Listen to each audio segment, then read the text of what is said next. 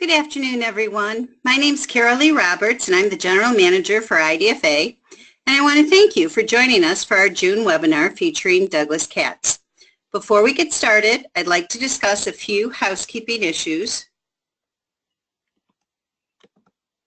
First, every CDFA who attends the complete webinar will receive 1 hour of CE credit. As always, we will report the CE credit to your account within the next 2 weeks. No action on your part is required. For those of you who are also CFP professionals, this is our first webinar that has also been approved for CFP credit, and we will be submitting those credits to your CFP account within the next 2 weeks. If you have a moment, please go into your account at institutedfa.com and add your CFP number into your record. That means for this webinar and all future webinars, we'll be able to automatically report on your behalf. We'll also be sending a recording of the webinar in a follow-up email tomorrow, as well as any materials that Douglas is sharing with us, so watch for those. And lastly, if you have any questions during the webinar, please use the chat box to enter them or the questions box of your GoToWebinar. Once Douglas is done with his presentation, we'll get to as many of the questions as we can, and you also will receive Douglas's contact information at the end of the webinar for any other questions or follow-up you need. Finally, let's take a minute to get to know a little bit about Doug. Doug Katz graduated from the United States Military Academy at West Point with a bachelor's degree in behavioral science and leadership management. After graduating, he served 5 years in the U.S. Army as a field artillery officer. Following his military service, Doug spent several years in the telecommunications industry, working in the operations and marketing for a major equipment manufacturer in the Chicago suburbs. During this time, he also earned his MBA from Loyola University in Chicago. Doug moved to the mortgage industry based on a desire to help people realize their dream of home ownership and to accomplish their real estate investment goals. Throughout his career, he has consistently used his expansive knowledge, practical experience, work ethic, and exceptional customer service to help his clients achieve their goals. Doug leverages his skills and talents to solve problems quickly and efficiently throughout the mortgage process. He also holds the CDLP, Certified Divorce Lending Professional designation, which allows him to even better service clients going through separation and divorce. So without any other delay, let's turn the presentation over to Doug. Wow, thank you so much. And thank you for giving me the opportunity to provide continuing education to your members. Again, my name is Doug Katz, and today we're going to talk about managing a mortgage during a divorce. And before I get into the meat of the presentation, you know, what I've found, and I've been doing this for about 18 years now, which sounds sad when I say it that way because it makes me feel old, but what we find is that in the mortgage industry in general, people think of it as just a mortgage. And it's a highly complex, highly regulated way that people obviously leverage themselves to buy what is oftentimes their largest investment or their largest asset. It gets even more complex with divorce, yet people don't tend to think through that complexity, and they think it's just a mortgage, and they also don't differentiate that there's a difference in the client situation when mapped upon the mortgage industry that then makes it even more difficult in some circumstances to either get a mortgage or refinance a mortgage, where many things could have been solved up front with some deliberate thinking and planning and more of a team approach. So, hold on. You know, jumping really right in, one of the things that really tends to plague our industry is credit issues, right? And one of the biggest determinants for a FICO score are things, you know, the larger assets, going from mortgage to other installment loans to revolving credit. Well, during the separation, a lot of times it's an emotional situation, and there comes questions on who is responsible for paying the mortgage. And the answer is really, it's whoever was responsible before. So a separation or a divorce agreement may specify that one spouse makes the mortgage payments, But if both spouses' names are on the mortgage and the note, they're both still liable for paying the mortgage. Even if the other spouse defaults on the loan, it affects them. Now, oftentimes to try and make things work a little more smoothly, you see quitclaim deeds used where they're taking somebody off of the title, but that actually has the reversed effect of what you might be trying to accomplish. The spouse from whom the ownership is transferred can sign a quitclaim, and it relinquishes their rights and benefits of ownership of the property. However, if they're still on that mortgage and they're still on that note, they're still on the hook. So if the spouse signs a quitclaim deed and is also named on the mortgage, they're still responsible even if they no longer own the home. So really, what does that mean? It means that what we see a lot is people being absolutely right from a legal perspective. In the court said, this guy or this gal is supposed to pay the mortgage and I'm not. But what happens is their credit still gets trashed. So it's something to think about as you're talking to your clients about getting through that divorce and settlement. But really what the mortgage part of the divorce gets down to in a lot of ways is, one, maybe there's a marital home. And we were actually just chatting before I came on about, who are our clients? And a lot of times if there's a mortgage involved, there's a home involved, they tend to be higher net worth individuals. And again, that might be the biggest asset, or maybe there's multiple homes. But basically, you've got three choices when it comes to real estate. You could sell that home. You could divest of that asset and take whatever proceeds there are and split them, or whatever has to be paid. I'm going to talk about that a little bit longer down the road in the presentation. You can refinance, and that would be restructuring the debt to pay off an existing loan and create a new loan, but that collateral is going to stay typically with one ex-spouse or other ex-spouse. Or you can retain and keep the existing loan structure in place. And you're probably thinking that sounds like the hardest one to do and the most complex, and why would people do it? And I'm going to talk about that a little bit later. So when you're going to sell the home, it's something to talk about early on, and chances are you might know more about that situation than the divorce attorney, as an example, because you might have a great relationship with these individuals, one or both of them, that goes back a long way. You might have actually helped them buy that home. So there's some things to consider that sometimes the divorce attorney is trying to do the right thing. They might not really know the whole picture. So, both parties agree to place the home on the market, then split the profits. And saying that there's profits is kind of a little bit of an assumptive comment, but they're going to split the profits when it sells. And when selling equity in a home, it's really important to remember that the cost to sell is between 7 to 10% of the home's sell value.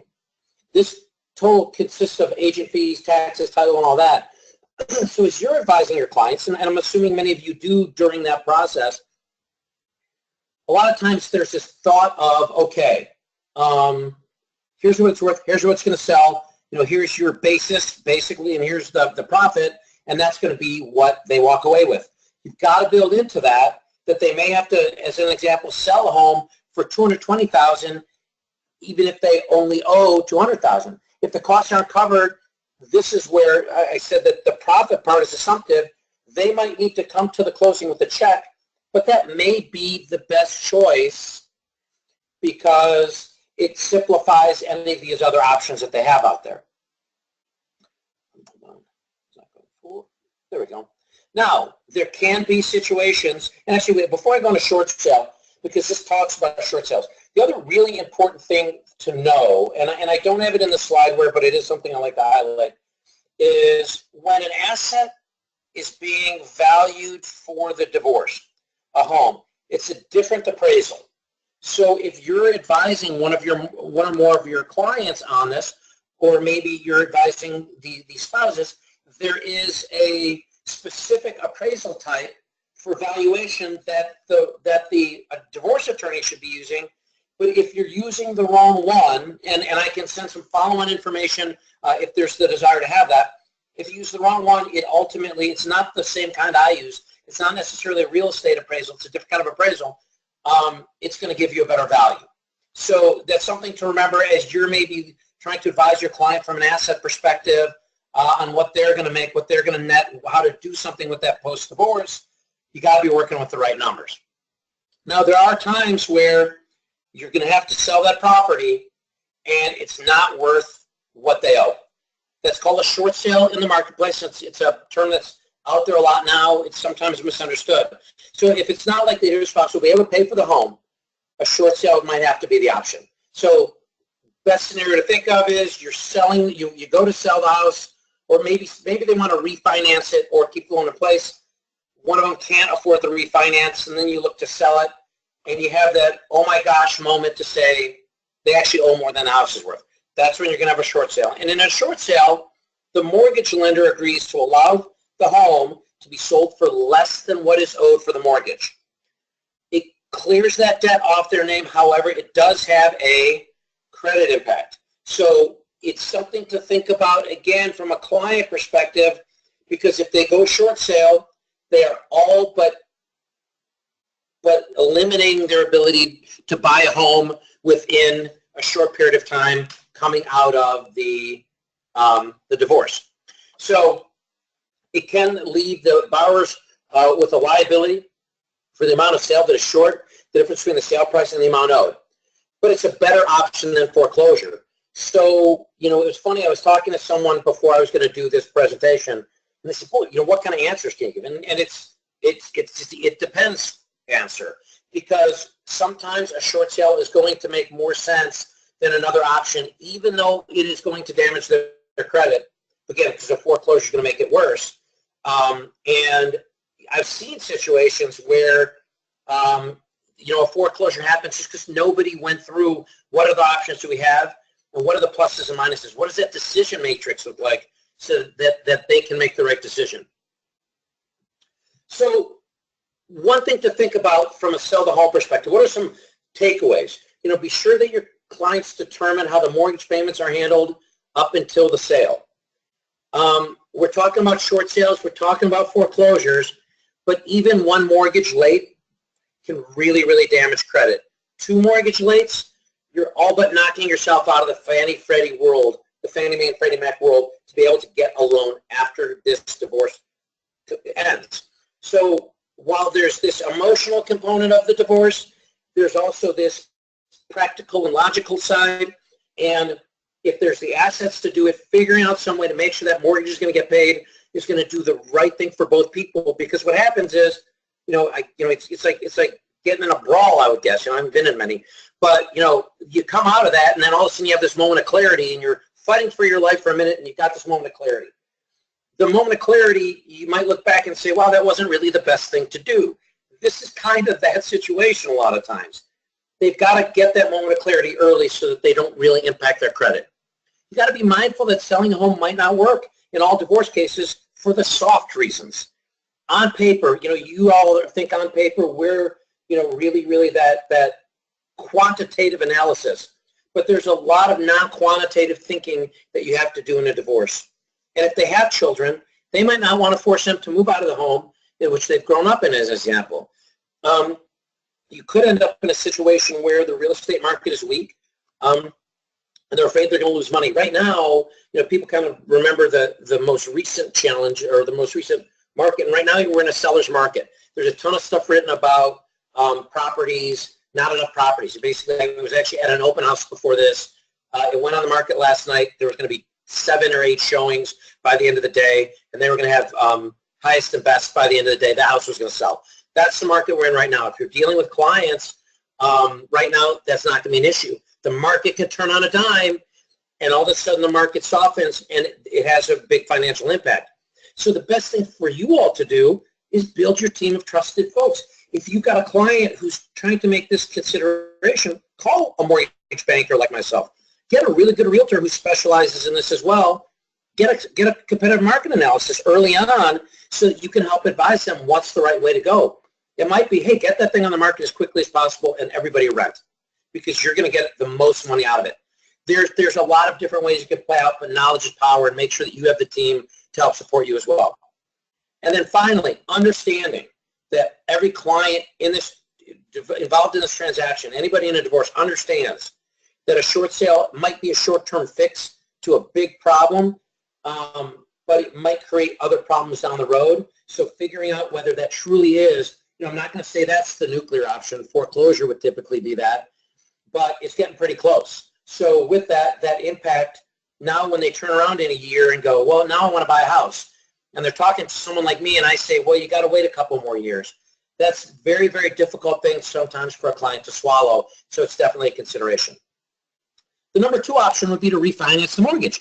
It's really the cleanest solution could be a refinance the mortgage, leave only one person on the loan, and the other person goes away, and they're responsible for the payments. It's a very, very good way to do things.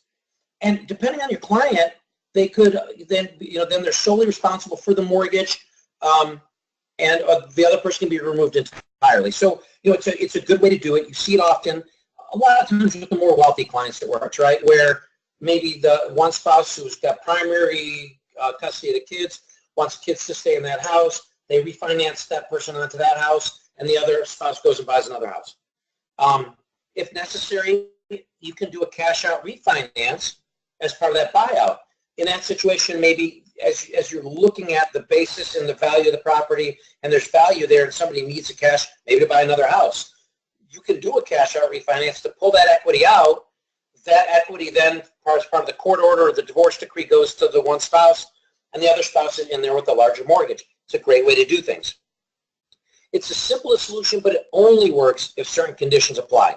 And it's important to really talk to me to understand that, because what could happen is, hey, we're going to do a refinance. And then it gets to a lender, and the lender says, sorry, there's really no way that you're going to be able to do refinance because you're not going to qualify for this. And actually, there are times where I've got clients who really, really want the house, and it puts them in an area where I would be irresponsible to not advise them against it, because it puts them in such a high debt-to-income ratio. Now, there are some really, really cool specific programs. I do a lot of VA lending. As I said, I am a veteran. And VA loans actually have specific refinance guidelines, which sometimes lend themselves really well to a divorce, sometimes not so much. So if your client that you're dealing with in this divorce is a veteran, they can use what's called a VA Streamline refinance to remove the spouse after the divorce. And typically, the veteran has to remain on the loan. But what's very, really cool about it is most VA Streamlines don't require an appraisal. So you may get that appraisal, that non-real estate appraisal, not the kind that I use early on to figure out the house's worth, but these Streamline loans move very, very quickly. We're not looking at the collateral from a lending perspective because we've already done that. That's how the VA works. Now, if the departing individual is the veteran, the remaining spouse would have to refinance into another type of loan unless they're a veteran. There are a lot of dual veteran families. A lot of the things I'm bringing up in these highlights are specific to veteran, non-veteran, or veteran and veteran spouse. But a VA eligibility goes with the veteran. So if you look at number 3, this is where you might have 2 veterans, and maybe one used their VA eligibility for the loan, the other still has theirs. If the remaining spouse is eligible for a VA loan, they could opt for a VA cash-out loan. Now, why I love VA loans is it's the only product in the marketplace that I know of that very, very economically allows a client to borrow up to 100% without any kind of mortgage insurance. So in these type of situations where there may not be a lot of assets beside the home, this might be a great way to create assets to be able to split those assets up. And if they're a disabled veteran, it's even cheaper. And this option could also enable the remaining spouse to pay off the departing spouse, the departing partner's equity in the home according to the divorce decree, which is kind of what I just talked about. FHA is another specialty product. And there are FHA Streamline programs that are like that VA Streamline that sometimes make refinancing a little bit easier, sometimes not so much. So if the current home is financed via an FHA loan, the client is permitted to refinance to remove a borrower. Now, the remaining spouse, however, must show that they've been making the entire mortgage payment for the past 6 months. This is where I'm kind of going full circle to kind of go back forward again. But when I say you got to start planning, well, let's say people are in a divorce, and I've seen divorces last 6 weeks. I've seen them last 6 years. When you're talking about this now, this remaining spouse has to show they've been making the entire mortgage payment for the past 6 months. Well, maybe there's a separation period of a couple of months, and then we're coming out of the divorce and there's a divorce decree that's come out. Those 6 months, if you're thinking ahead of time, aren't so hard to create. If you wait until after the divorce, now maybe FHA is the only option for that client because maybe there's something about FHA. FHA allows a lot of things that conventional ones don't. This is that perfect example of not thinking ahead actually costing the ability for someone to buy a house. Because now they can't create that 6 months. Where if we had thought about it earlier on during the separation, you come up with that agreement where spouse A going to make the payment for 6 months, spouse B isn't. It's going to be completely documented so that you can go back and verify it. And then at the end of that 6 months, that may be actually the end of the divorce, that spouse can buy the house. Now, as you can see, it's the best option for those who have been separated for at least that long. However, again, thinking ahead, you can really use this to your advantage because FHA Streamlines are great loans as well. It's not ideal for clients who need to finalize stuff right away. And that goes without saying. If somebody, hey, I got to be, for whatever reason, this divorce has to end in a month, we're going to be looking at other options that I'll talk about later. The third option is to keep the home. So if the clients are not willing or able to sell or refinance their home, the other choice is to keep this home and keep the mortgage intact with both parties on the loan and liable for payments. Now, why do I say that this is the least desirable? Well, you've got two people who decided that whether amiable or not, that they can't live together, who now have shared liability in the largest asset that they will ever have. If it's an amiable divorce, an amicable divorce, you may get away with it. If it's a really nasty one, it becomes a lot tougher because things like this then become a lever or a means to get back at one another. So this is the one that I would most likely say you probably want to avoid, but it sometimes becomes a must. And if it does, this is where people need to potentially sit down with the clients and say, hey, I know all this other stuff is going on. This could become scorched earth if you don't manage it right, and you're going to really hurt yourselves. So it's just something to think about. It's maybe a time where you actually get some mental health individuals or people who are not on the quantitative side to get in there and really help these people understand the damage they can do. Now, to accomplish this language in the divorce, the agreement must specify who will make the mortgage payments each month and how. So maybe the agreement states that one party will pay the mortgage even though the other party and the children are the ones living in the home. Also, the agreement might state that you or your former partner may pay half of each mortgage. So, you can see that there's like an infinite number of ways that it probably could shake out.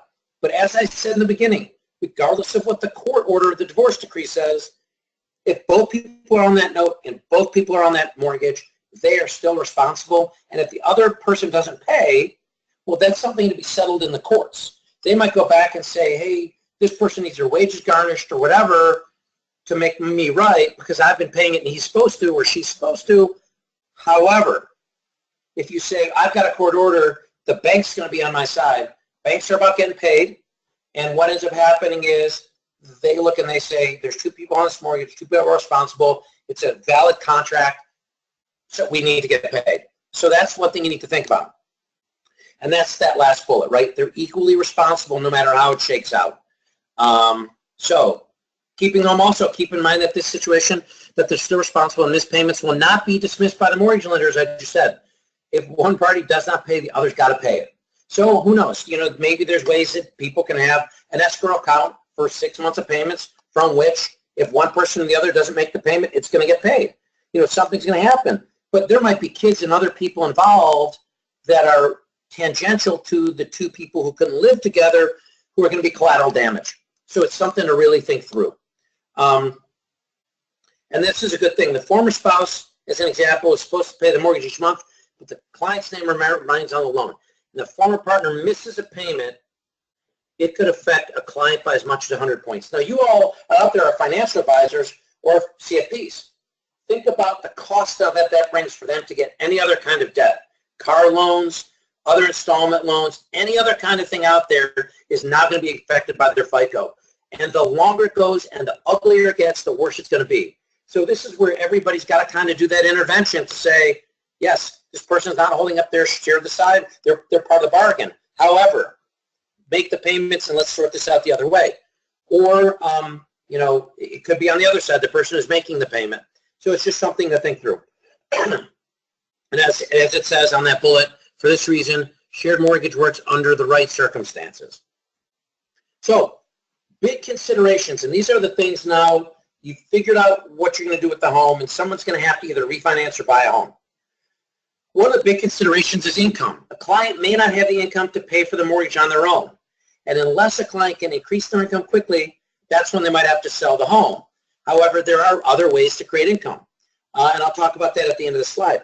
Now, a really important thing to remember, and it's less in your world than mine and in the tax world, CPA, is different types of post-divorce income are looked at differently by the IRS and intern lenders. We tend to fall in place with the IRS. Now, alimony, unallocated support, and asset, or alimony and child support, unallocated support, and asset depletion are all different types of income. They're looked at differently by lenders. So what happens a lot of times is it's hard enough getting these folks to make an agreement on who's going to get paid what. Now it's a matter of sometimes a spouse who might be the breadwinning spouse agrees to pay more because there's a tax advantage for them if it's categorized in one way. But if they're not paying taxes on it, the receiving spouse may, and that lowers their income for debt-to-income ratio. I would have loved to have a million examples, but there are literally a million examples of how this can impact a client. So the best thing to do is, again, you and a lender and the divorce attorney and a CPA, it's got to be that team approach so that everybody's thinking through what the impact of that agreement is going to have. One great way to create income, by the way, is asset depletion. So if there's a big settlement and a little bit less support, then that asset depletion, you can basically take that amount, divide it by a certain number of months, and that can be turned into income as it depletes. Now, the other important thing to remember is picking your lender when you are advising a client. Not all lenders provide the same mortgage options. There are portfolio programs and specialty lenders out there who can do that. We are one of them. So we have the ability to do certain things that other lenders cannot do. Sometimes they're stopgap, sometimes it's the end solution. But most of the world is Fannie Freddie, and they're going to go by what's out there. A lot of times you're going to bring a client to a lender, and the lender's going to say, I've got to research this, I've got to figure out a way to get this done. Now here's the thing, next thing, considerations, client credit score. If the client score has fallen since they took the original mortgage loan, they actually may not qualify for a refinance. Finding this out early is hugely important because, believe it or not, small tweaks to a credit history can increase the score. And there's something called a rapid rescore where you make certain tweaks to it and you can get a couple of points. I actually did one where I got like 25 points out of it for a client. But you got to know this early so that you can do all that kind of planning. Because let's say potentially one of the tweaks is paying down some debt.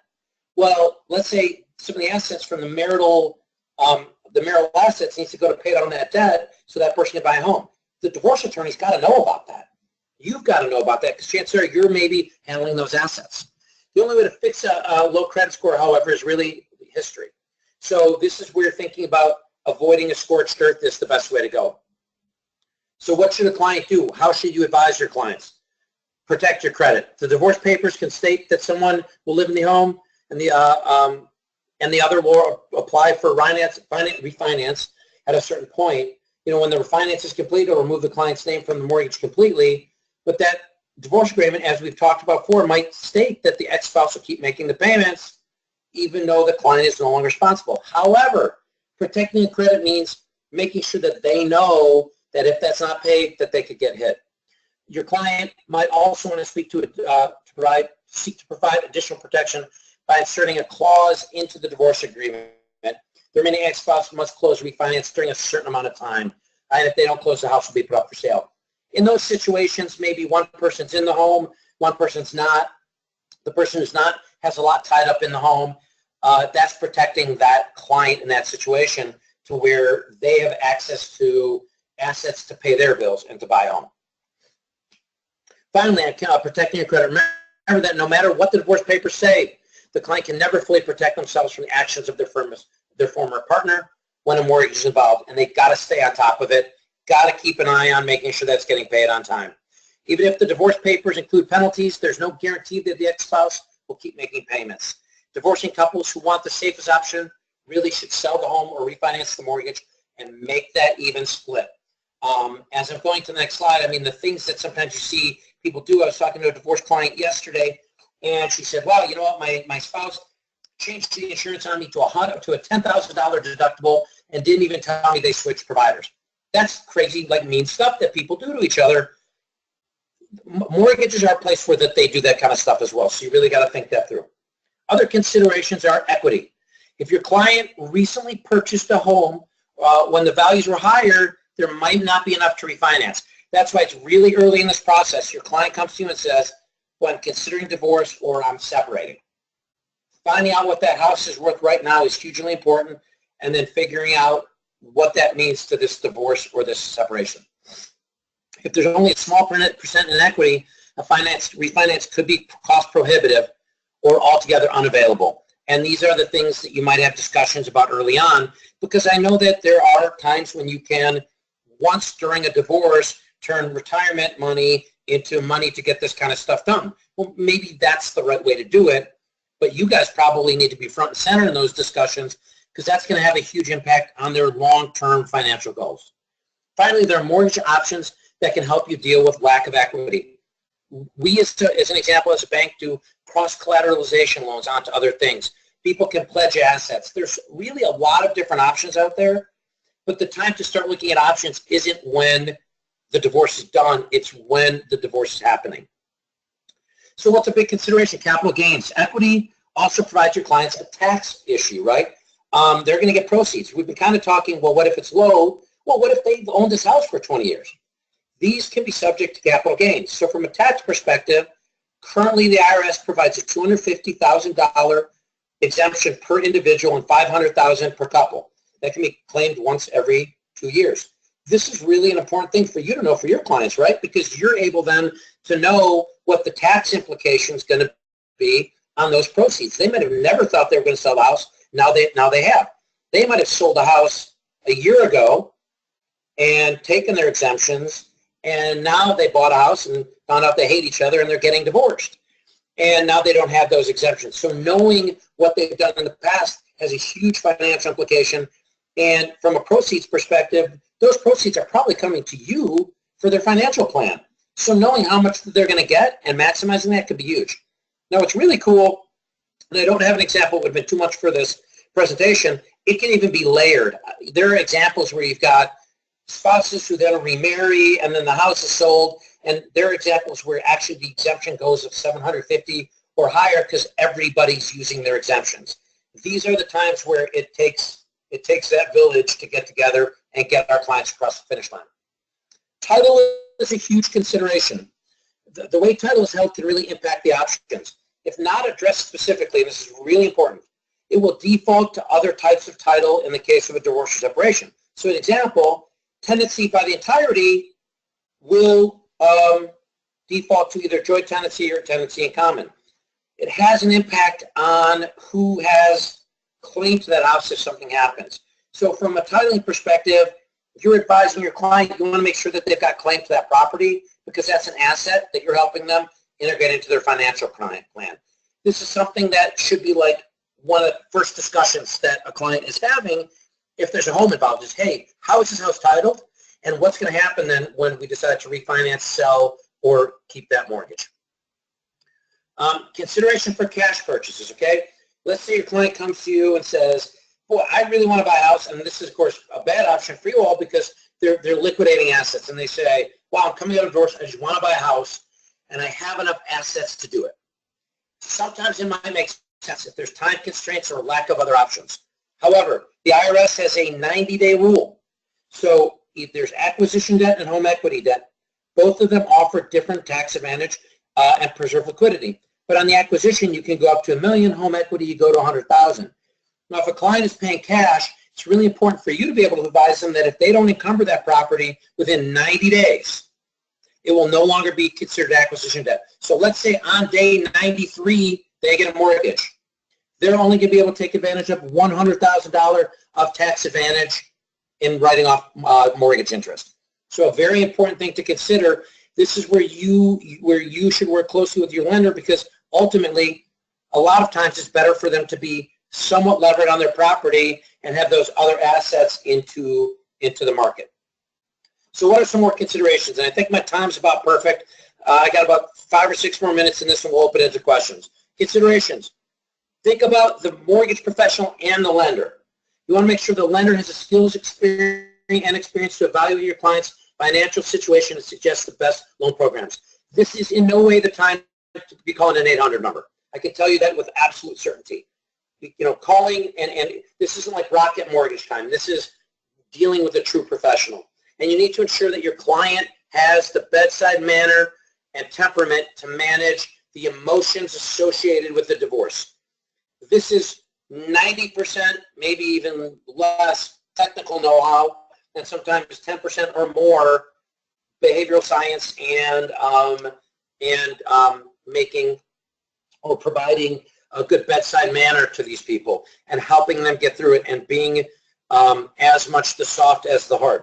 You want to make sure someone's got that temperament to really balance it and say, hey, I need these documents. And listen, sometimes I just sit and talk to my clients and we talk about how things are going and, have a couple of laughs because that might be the first time they've laughed in a couple of weeks. Now, the lender and bank is equally important. They've got to provide the mortgage needs to have flexibility and special programs to meet your client's needs. We talked a little about the Fannie Mae and Freddie Mac world and even the VA and FHA world. Well, I can tell you a lot of times it doesn't fit that world. And you need to know somebody who's got things like portfolio programs and private lenders and all other kinds of things out there that then can come up with a good bridge type situation or something to get them in a home. And then for me, a lot of times there's subsequent transactions for my clients because we looked and said, okay, we really want to get you the kids in the home or get that house refinanced. And a lot of times these specialty programs are more expensive, I'll be honest. But we do that knowing it's going to be an 18-month period of time. And in the end of that 18 months, I've been working with them that whole time, and we're getting their credit up. We're getting the payments validated so that we can show that the other ex-spouse has been paying those payments and all that so that they can move into those properties. You also want a lender or bank that's providing the mortgage at the capability to deliver the new loan in the required timeline. And what that is let's say that there's a divorce decree and it says, spouse X will refinance within X amount of time. That clock is ticking. There are lenders who are optimized for rapid and agile delivery of a mortgage, and there are some who are not, who compete on price, but they compete on price because they're going to move at their process and their speed because they're looking for economy of scale in doing that. In those situations, it might not be the right decision for a client because you need somebody where you can pick up the phone at 10 o'clock at night and say, hey, I'll use my own name. Hey, Doug, we need to do X, Y, and Z. Or I need you to call a client tomorrow and get things. That's the kind of lender and mortgage professional that you need during this time. So I'm actually a little ahead of schedule, which I think is great because what I've been told is that questions are the best part of these. And I would like to then open it up to questions because we've got about 20 minutes till this ends. Carol, is that the best way to go?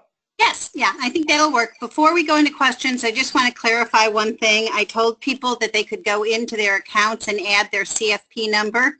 And apparently that's a function that IT hasn't rolled out to everyone yet. So if you are a CFP, please email your CFP number to info@institutedfa.com.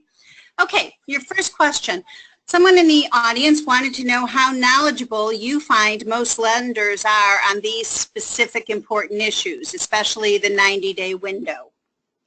It depends.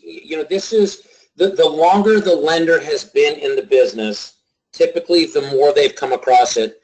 And some may know about the 90-day rule more because, I spent a lot of time in the high net worth world. And you had clients that would potentially just pay cash because it made sense. So, because they wanted to close in 2 weeks or whatever. So like high net worth borrowers might, but not necessarily in the context of a divorce. This is where, as you're looking to build your team, and I say it that way, is find the lenders now who know how to do it.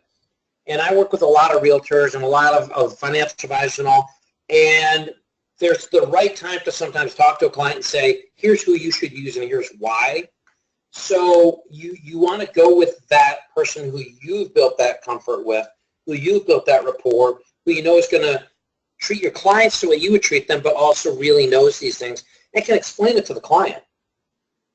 Did that answer the question? It does. Thank you. Okay. It's a good opportunity to do a plug. Oh, wait, also. can I actually add one other thing to that? Sure. The other thing that you typically want to look for in that situation, and it kind of, as I was just ending, it popped into my brain, is mortgage companies kind of work two ways, right? There's some that have a single point of contact, single neck to grab, a guy like me who has a book of business and I have my referral sources and I'm doing all that myself. And my clients is more similar to what you do than maybe a large institution that, and it's not a wrong business model, it's just a different business model, has the front end sales guy who then turns it over to the processing person, but then never touches the loan again. Well, in those situations, it's going through so many hands that you're potentially opening up a lot of chances for more people to not know this kind of stuff and catch things. So I think what you do want to do is find somebody who is as invested in the success of the client as you are and as invested in your referral relationship with that client as you are. If it's a large institution, and I've worked at large and small, I mean, the reality is it's just not how they're put together. So I wanted to just add that little piece. And as I was going to say, this is one of the opportunities where if you are a member of a Divorce Alliance chapter, you can start reaching out to mortgage brokers and see who has the expertise. So when you do have a client that needs these kind of services, you have someone you know you can count on. Absolutely. The next question was, could you describe how cross-collateralization of other assets works with regard to qualifying for a mortgage? Sure, absolutely. You know, any asset can really be collateralized for like a portfolio lender most of the time. Most of the time. So a lot of times we might, let's say a client doesn't want to liquidate particular assets. We can have them pledge liquid assets to then be able to provide more collateral for us, where we can then, you know, we're looking at the collateral together. So it's just encumbering every, you know, more than just that collateral, more than just that property, to come up with the unique lending solution for those clients, right? And it could be, it's not necessarily going to be a car. It's typically, you know, or something like that. I mean, I don't know. You might have somebody who's ultra high net worth who might have an art collection. You know, what it is as you get sort of higher up the socioeconomic scale, they've got more stuff, and that's where, you know, my bank is an example.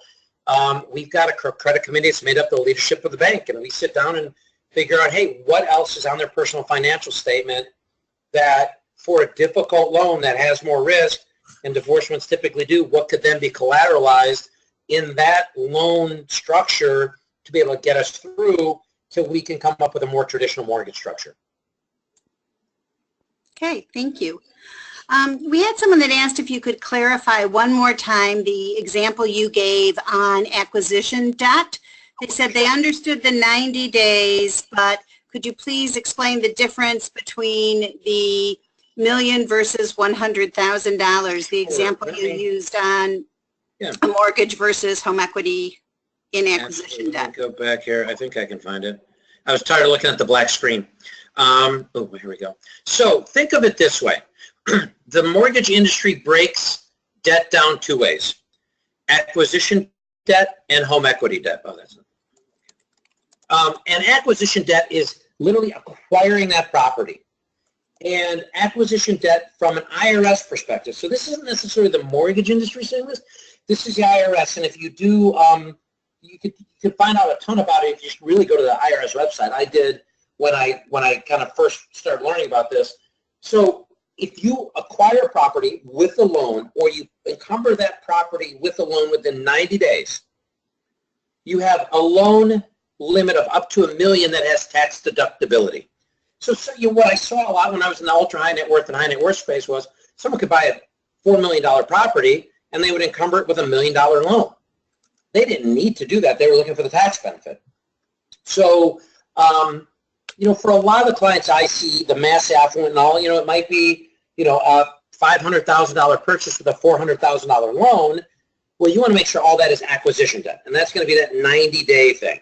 Now, after you go outside of that 90 days, it will all be considered home equity debt. Now, you could have, and I used to do a lot of these, you could have a $1 million first and a $100,000 second in the beginning of a transaction, and it's actually broken down as acquisition and home equity debt.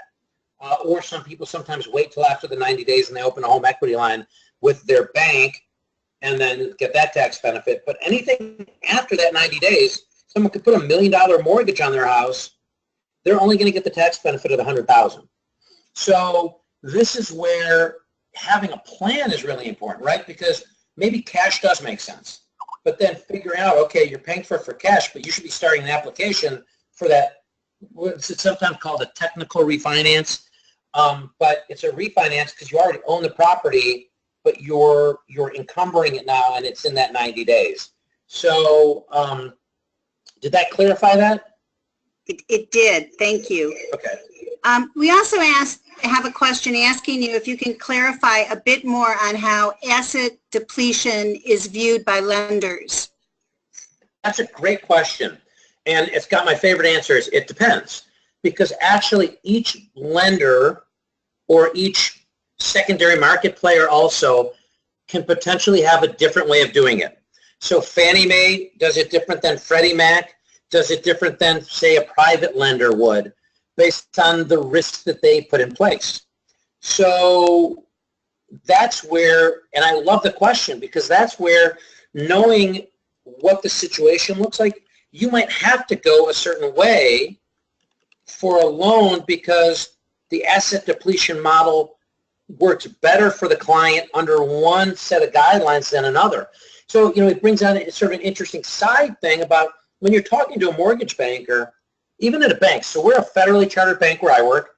We lend our own money, but we also work with investors on the back end. We work with dozens of investors. They all have their own guidelines because we're going to be selling those loans typically on the secondary market. We may service them, but we're going to sell them. This is where picking that mortgage banker is so hugely important because that mortgage banker is going to look at this situation. They're going to look at the loan application.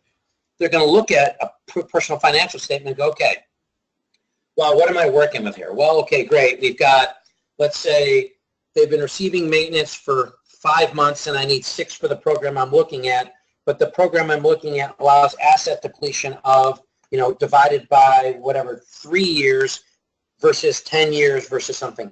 This is where they're doing a lot on the back end. So this is why it is so important to build a great rapport with your lender because they potentially will need to sit down and help explain some sophisticated things to you. It might not even be for the client because that asset depletion is going to have a huge impact on the assets you're managing for the client. Did that answer the question? I know it's sort of a non-answer, but there is no, the best way to end it is there's no one formula that I could tell you that would apply in 100% of the cases. Okay, our next question. Clients often tell me that they are on the mortgage, but they are not on the note, and I think they actually mean that they're on the title, but not on the note. Yeah. What is the implication of this? Well, the implication is that if they're not on the note or the mortgage and they're on title, they actually do not have a liability against them. So if they're not the ones who are supposed to pay, then they're not paying. If they have title, they still have claim to the property. So the property could still be foreclosed on. It doesn't mean that they're protected in that situation, but it means that they're not going to be the ones required to make the payment. And it happens a lot when you've got one breadwinner and one non-breadwinner, and the breadwinner looks and says, there's no advantage that the other person is going to bring to the equation, so we're just going to leave them off the mortgage. Sometimes it ends up really, really impacting them later on.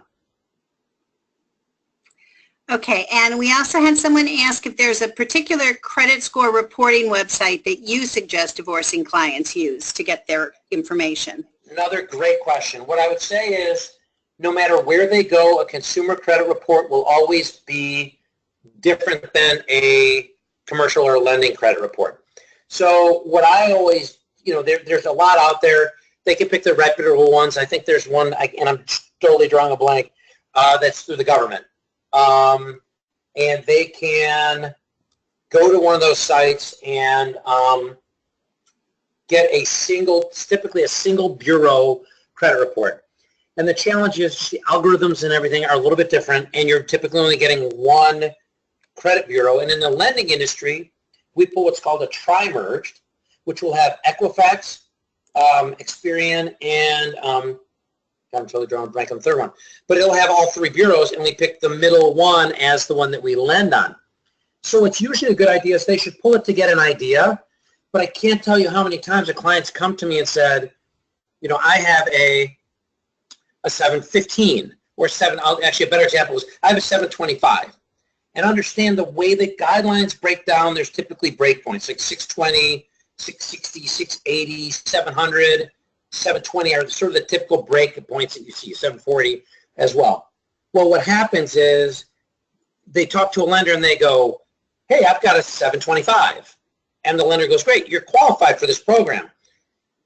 The challenge becomes then you pull the real credit report and maybe one of them was a 725, but then there's a 708 and a 690. Well, they have a 708 at that point. So it's a good thing to have them pull it. The recommendation I would always give is have them pull a consumer credit report.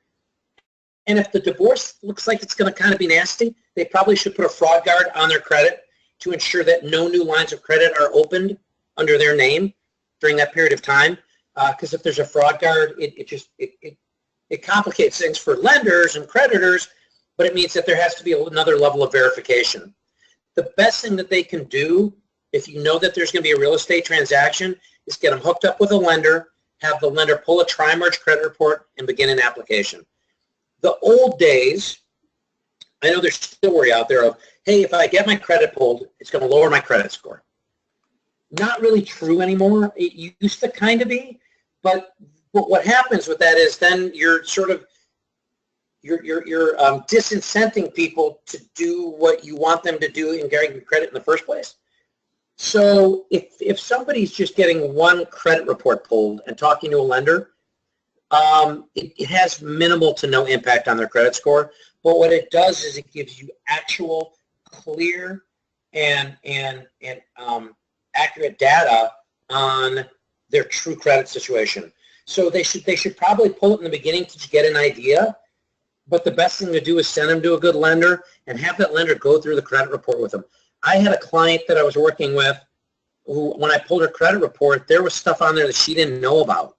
And we went through it line by line, and as part of the mortgage process, I was advising her on what ones to close out because she's like, oh, I never used this one. I never even saw it. Well, if she never saw it and didn't use it, it was her ex-spouse.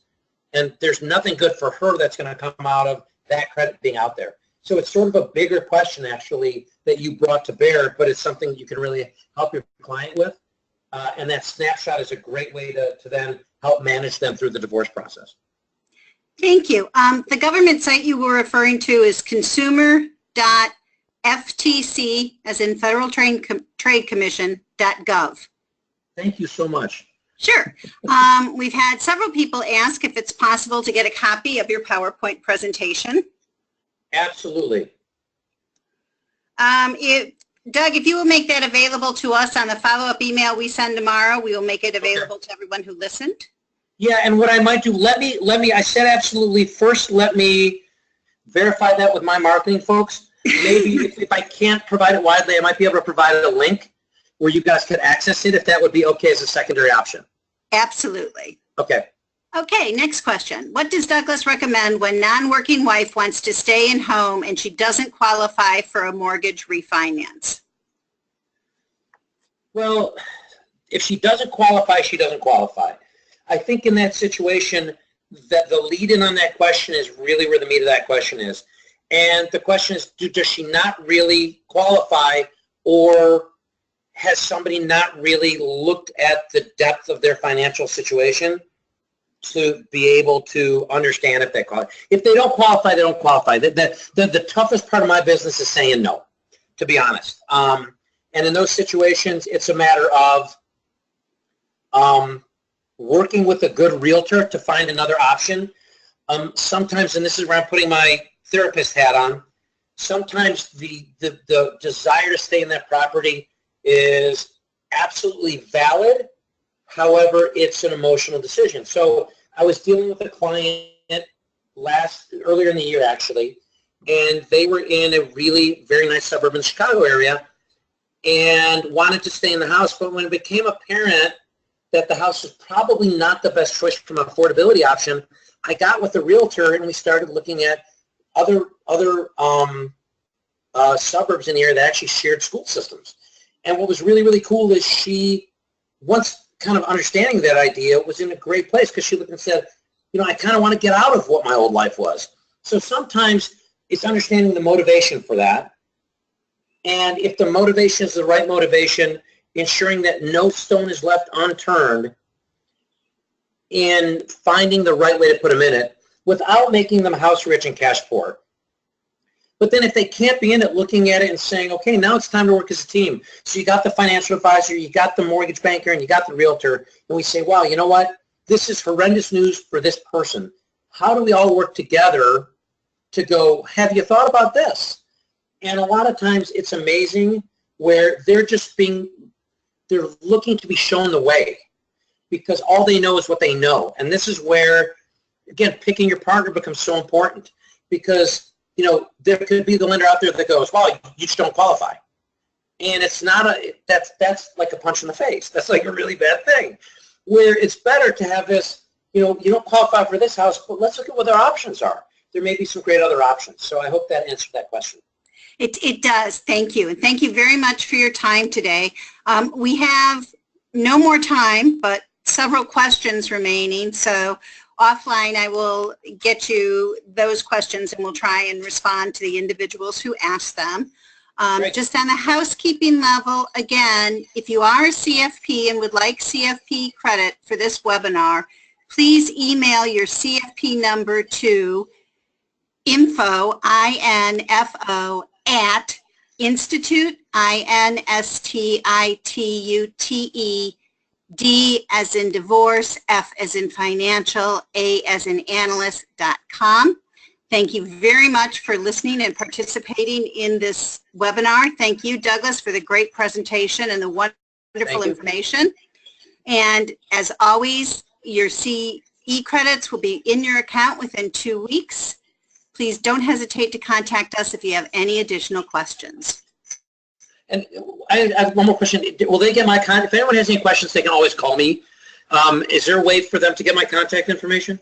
We will put it in the follow-up email they get tomorrow. Yes, I will make sure all of the contact information is in there. Awesome. Well, thank you again so much for the opportunity. I've really enjoyed this, and I hope I help a few people out there because that's what I really love doing. Thank you very much.